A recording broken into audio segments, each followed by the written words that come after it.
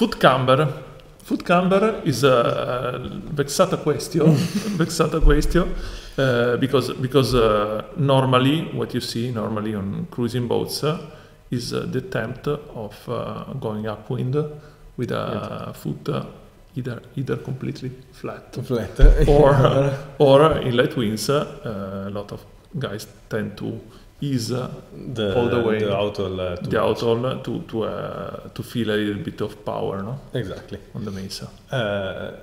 This is a little bit the transformed in aerodynamic terms is the battle between camber, lift, and power and drag. So, if we have, in theory, at least, if we have a more cambered airfoil, this will give much more lift.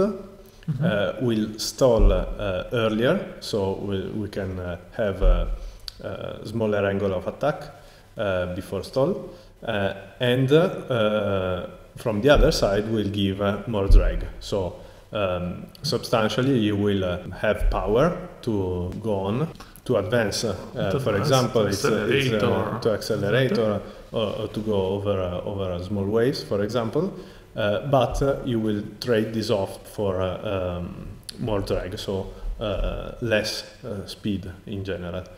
This is, for example, very important on foiling boats when you have takeoff, you need a lot of power, and then you need to have the less drag possible, so you need to have a flat sail, so really cambered sail on takeoff and flat sail when you're flying. Exactly. So what we saw is a photo from behind of Ineos, with a huge camber on the foot of the mesa. This foot has no boom, by the way. Exactly. While so two buttons probably. Exactly. Two big buttons. So we can confirm everybody's using the mast with the two rough grooves. Exactly. So for the double sail, so everybody's using it. There's no even if you don't see it easily, but everybody's using this. While a few teams have decided, like American Magic and Team New Zealand, have decided to go on with a boom, with a normal boom, while other teams, so Ineos and Prada, they went for Prada with no boom, as they say, but actually they have, instead of the boom, they have two buttons that are used as a boom. I mean, it's the same thing. The problem is how the foot of the sail behaves compared as per camber and so on. Then you can use the outhole with a boom, which is easier, which is something that everybody of us know, or you can go for a more complicated system, for sure, as the one of Prada. So it's which is in theory much better. Practically is more complicated, for sure, to be set up. So what we saw on Ineos, they probably just tried buttons with a button and without a skirt, let's say. So it's not closing on the deck. Also, we saw people going on one side or the other. Exactly. Actually, we think it's just because they are trying the boat. Exactly. Then they will close the gap between the car. Exactly. Sure. And we'll go for a system which is more complete. Obviously, in this kind of boats, you can actually, let's say, ease the outhole, which is in this case is more pulling the clew forward, because for sure we saw for sure on American Magic the system to pull the clew in front, and every team of course have this kind of system, but the problem is when you are on your normal sail, normal sailing boat, you cannot pull the camber, and you don't have the buttons close to the foot.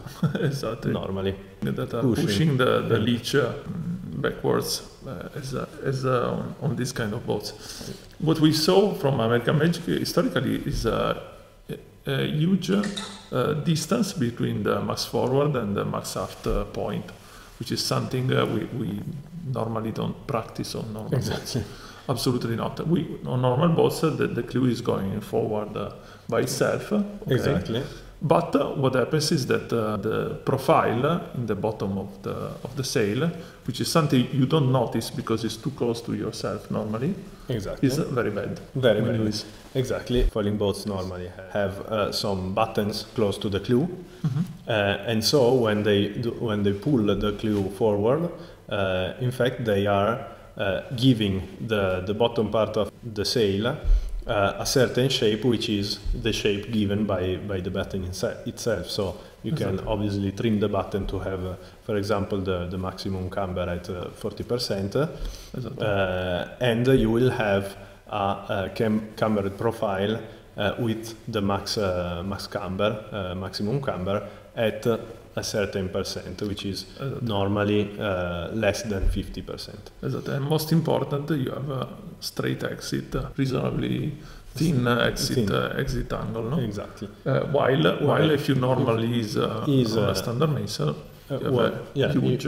What happens is you have the camber going in the back, so more than 50%. So actually the profile is no more effective, no more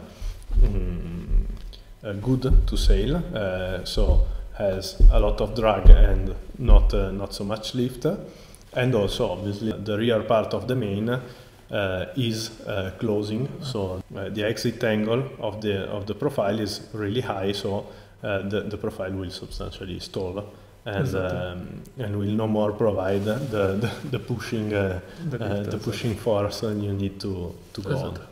Exactly. So this is something you can also apply on normal boats. Actually, no. Yes. This is something we could consider to apply on normal boats. It can be really interesting. In light winds.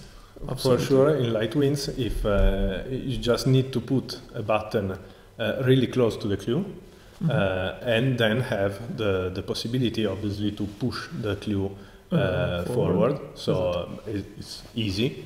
Just need another outhaul which is pulling the other side, and you must also ease the outhaul when you do it. The other, but still it is working. Still, it's something you can work on for sure, easy and not. Exactly, and you could also design the sail slightly flatter overall, so because you can use this bottom part even. In light winds, you can use the bottom part instead of having the bottom part reasonably flat. Exactly. Every time. So you don't need to have a lot of shape in the panels, because actually you can give the initial shape on the foot. Okay. Thank you very much. Thank you. Bye bye. Bye.